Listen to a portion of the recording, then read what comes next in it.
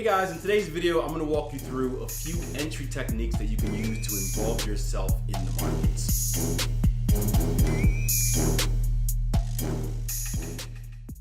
Hey guys, Killzone here. Welcome back to another video. Thank you as always for joining me. If you guys are brand new, welcome to the YouTube page. I am a Forex trader. I am a trading coach. I am also one of the co-founders of Tier1Trading.com. What I try to do here on YouTube is provide you some educational content on a weekly basis, really bouncing back and forth between videos like today, where it's more of a trading lesson, and videos like last week where we're looking at tradable opportunities in the market. So sort of what's on my radar to come. And you'll notice a common theme that no matter whether we're looking for trading opportunities or not, the goal is to give you some type of educational tidbit that will leave you a little bit more informed, a little bit more educated, and hopefully as a little bit better trader than you came in. Do me a favor if you haven't done so already, like this video, hit that subscribe button if you're new, and make sure you hit that notification tab. That way you don't miss my next video or podcast. Now, before we jump into today's video, that's going to talk about different entry techniques and kind of the pros and cons of being super aggressive, being super conservative, and kind of in the middle. I want you to do me a favor. You don't have to do it right now, but at some point during the video or after the video, I want you to leave a comment below explaining what is your preferred entry technique. We have an amazing community here on YouTube, and something I really like to, or I guess I really value about this page, is that we kind of have a great group of serious traders that develop really good conversations, and the comment section has been very helpful to many. So I think it will be interesting for you guys to kind of type in what's your favorite entry, whether it's a single candlestick formation, whether it's a moving average cross, what have you. That way newer traders or traders that are learning can read through it and just have different ideas, and maybe it sparks something of interest that they may want to go on and test, and something that may eventually be added to their trading plan. So do that. And hope you guys enjoyed the video. Drew says, for a confluence factor in double bottoms or double tops, would some traders make a rule for a higher high, higher close, or lower low, lower close to give us a price action signal as a clue? Yeah. That you can do.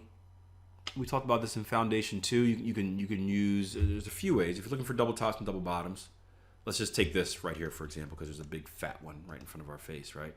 So you got this double bottom right here. So technically the double bottom is valid on this candle. Would you guys agree? This very low one. Yeah. So that would be your normal entry, right? As soon as the pattern formation is valid, you enter there. But you can put in a few different rules. You can say that you wait for, if price action gives me a valid double bottom, then wait for higher high, higher close. Right? And that means you would enter this way. Right, you would enter at the close of this candle, and that would give you a little bit more confluence in that direction. Now, there are pros and cons of doing this, right? What are the pros and cons of waiting for a higher high, higher close? Right, let's look at this like if it was a normal trade. Let's take an ATR stop, 132, so 126.73. That's 125.40s.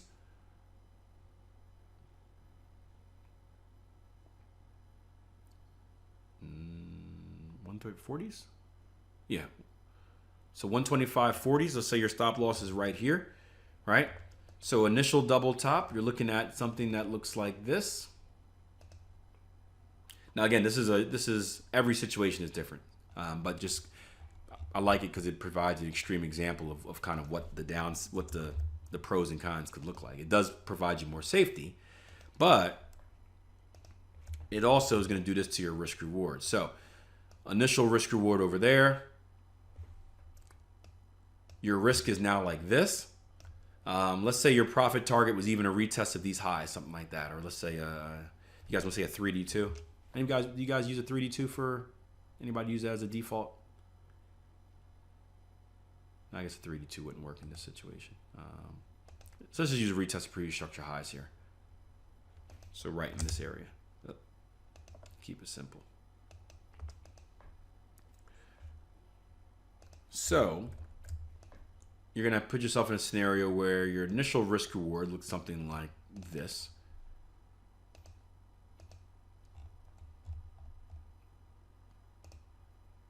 which I think we can all agree is a pretty decent risk reward, to being something that you can't actually take. So in this situation, you have to say, you know what? I can't take the trade.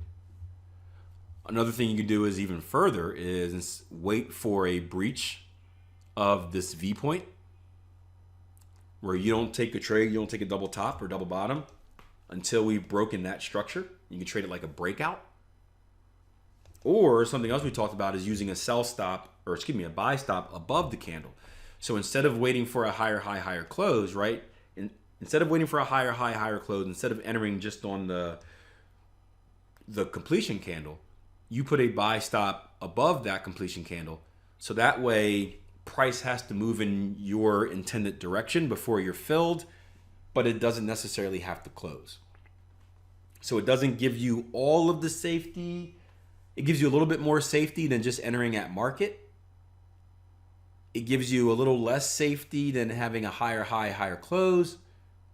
It gives you a little bit worse entry because you're not buying at market.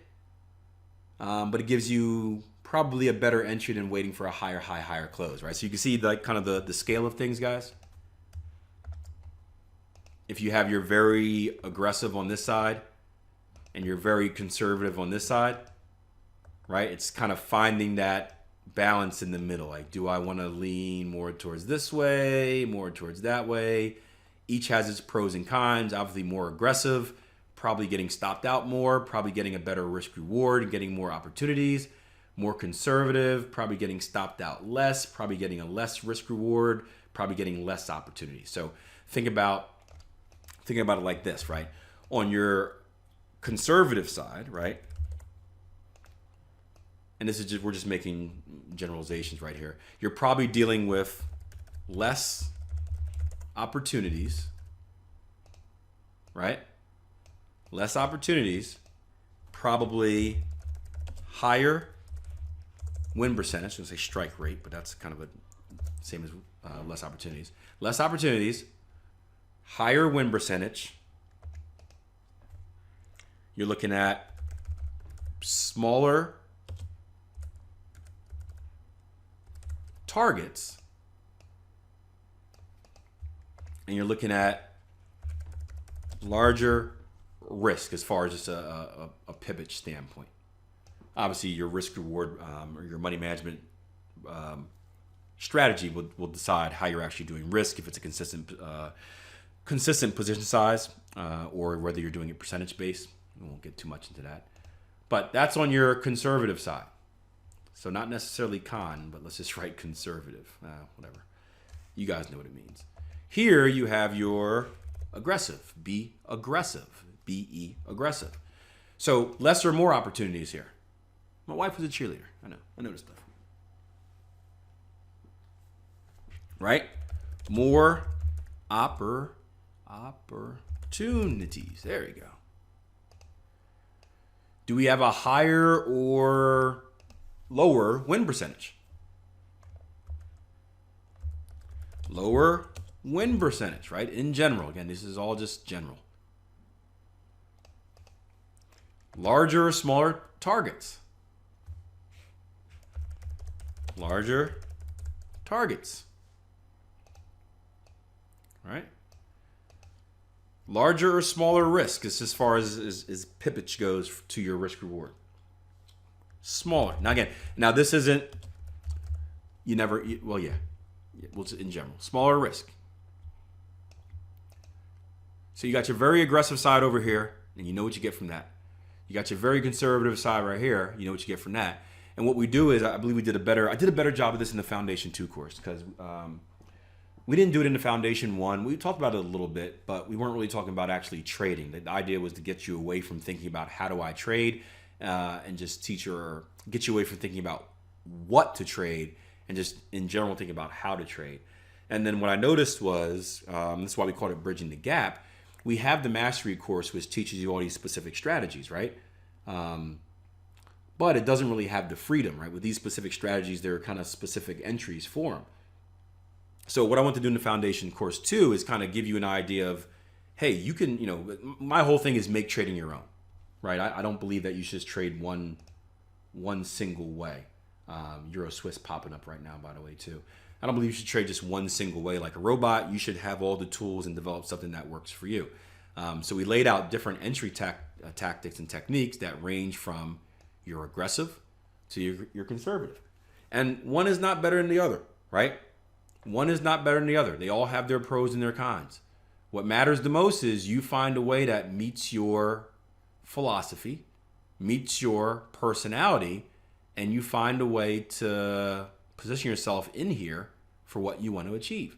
And as we talked about earlier, it doesn't have to be consistent. Probably the only time you're going to hear me say it doesn't have to be consistent. But it doesn't have to be consistent, right? We can grade it out where it's like, okay, if Latch has a better trading opportunity, this is his A+ trading opportunity, his go-to, right? This is his go-to play at the end of the game, his go-to set piece, right? His goal line 2-point conversion play, right? He's probably going to be more aggressive towards those better setups, right? Right? Good. However, he gets an opportunity, and he mentioned this with Euro Swiss. He's like, hey, Keel, opportunity on Euro Swiss, yeah, not the best, but it could be one. Where obviously it's not a grade A opportunity, but it's a trading opportunity. Maybe he leans towards being more conservative because it's not the best setup. Does that make sense? Random Akil Shiny Thing Syndrome thought, how cool would it be to have like this scale? I'm thinking like old school video games fighting, right? Have this scale on the top of your chart, and as you're looking for setups, it just goes back and forth where it's like, Greg, be more aggressive. Like it shows you like the aggressiveness or conservativeness. That'd be kind of cool, wouldn't it? Yeah, auto position size, and like somehow I don't know how you would do it. Somehow your mouse measures what the opportunity is, and it's just, or like a big red flag. And then for you guys, right? You guys that like breaking your rules, because I know you do. You guys that see that setup where it's like, man, that's awesome. Akil and Jason talked about it, but it's not in my trading plan. But you know what? I should, if I took it, nobody would ever know. It just goes over here. It shuts you down right away. How awesome would that be?